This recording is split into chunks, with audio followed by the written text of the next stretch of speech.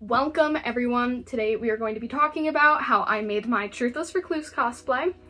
All the way back in January, I looked at this gorgeous man, this gorgeous Truthless Recluse, and his beautiful emo outfit, and I thought to myself, I need that.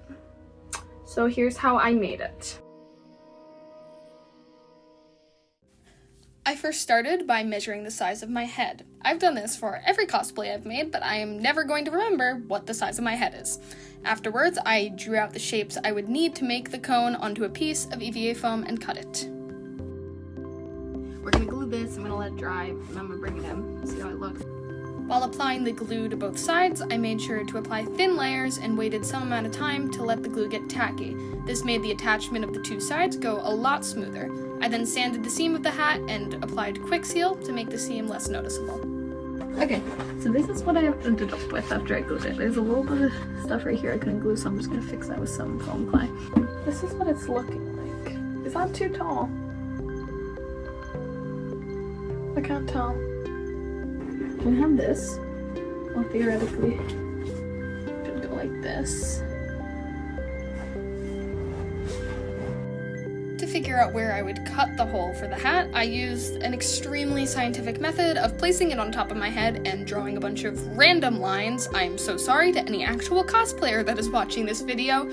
I then simply cut the hole out and officially made the hat wearable. No, I do not understand how this method even worked. It's on my head. I can really move around, and it works. To make the gem for the hat, I used foam clay. To make sure the edges were nice and linear, I cut the foam with scissors. Once again, I'm unsure how people would really do it, but it works, so whatever. Turns out foam clay takes forever to completely dry, so I put the gem to the side for a while and worked on other parts of the hat. To shape the hat, I first tried using only a heat gun, however, I would later just glue the brim of the hat to the cone since the hat would only hold its shape for an hour or so before reverting back to its initial shape.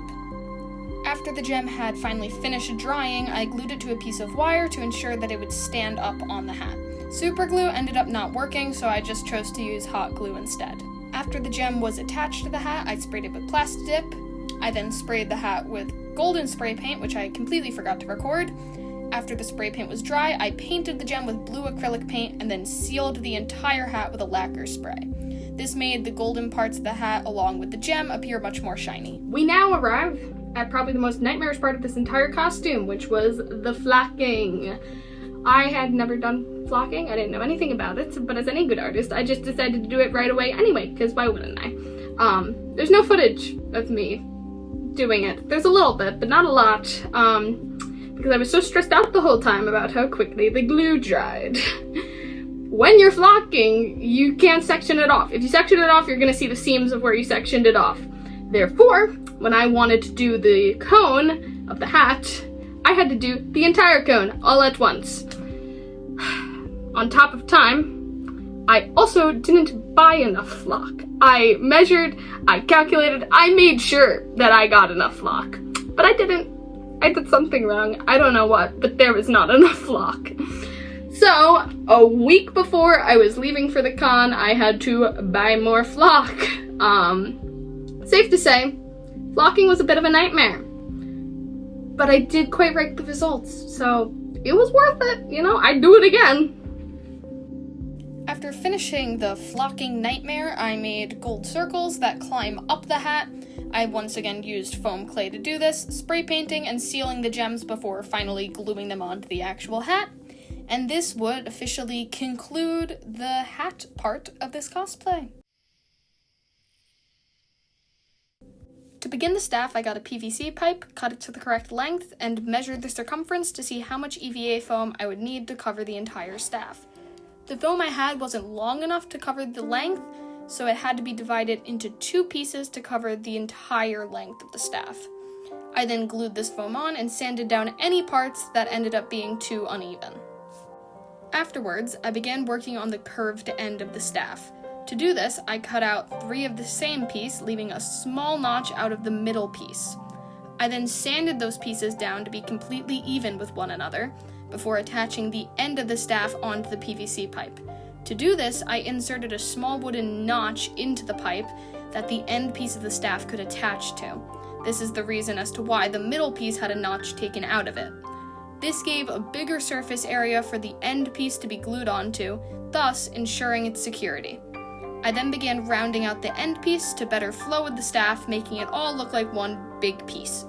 Before working on the curved top of the staff, it was time to build the flower. I started out by cutting a circle and then removed a small piece out of said circle. I then glued the two cut ends of the circle together, which gave it a bit more of a 3D feel. I quickly heat gunned the center of the flower to get the perfect circle shape, and then sanded down the edges and center simply to round out the shape even more. I then began cutting out the petals. Looking back, there was absolutely no reason as to why the petals had to be two pieces. I think I was trying to make sure that they were more curved, but I didn't cut the shape out correctly to actually give it this curved feeling. Nevertheless, the petals looked fine and were glued onto the center of the flower with no trouble at all. The top of the staff, which curved similar to the bottom, used the same process as the bottom. I then used the Dremel to give the handle of the staff some texture. Plastidip was applied to the entire staff, and then painting began. I painted the entire thing by hand, which probably isn't the right approach, but I really didn't feel like taking out the airbrush. Plus, I am a 2D artist before a cosplayer, so I've kind of always felt way more comfortable painting props by hand. There isn't really much to say about the painting process, except that while fun, it was extremely messy. I got covered in paint, and the floor of my room hasn't really recovered from it. To make the eyes that rest on top of the flower, which you had seen before in previous clips, I used foam clay, let it dry, sanded it, and then covered it in white Plastidip. Afterwards, I covered them in a couple layers of acrylic paint, and then glued them onto the staff with super glue. To wrap up the staff, I covered it in a few layers of lacquer, and this really brought the entire look of the staff together. This concluded the staff portion of the cosplay.